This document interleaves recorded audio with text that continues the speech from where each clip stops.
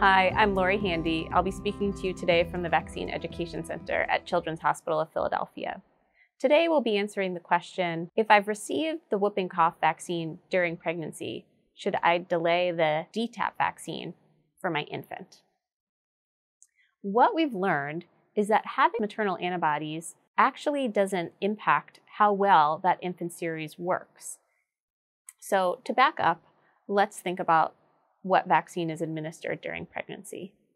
This vaccine, sometimes called the Tdap or the pertussis vaccine, is provided to pregnant people so that by the time the baby is born, the pregnant person can pass on antibodies to the baby, meaning that they're protected right from birth, particularly in those first 2 months of life when they're most at risk of disease from pertussis or whooping cough, which would be quite severe.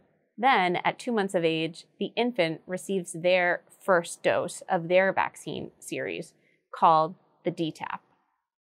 This then is received again at 4 months of age and 6 months of age, and by the second half of their first year of life, they now have protection against pertussis, or whooping cough, right at the same time that the maternal antibodies have faded away. Because it does take those few months for them to build up protection, we don't want to delay the start of that because we would then have a window where they lack any protection when potentially maternal antibodies had faded and they hadn't built up protection from their new series. So for this reason, we recommend beginning their vaccine series right at 2 months of age to give them the best protection during that first year of life. Thank you for taking the time to listen today.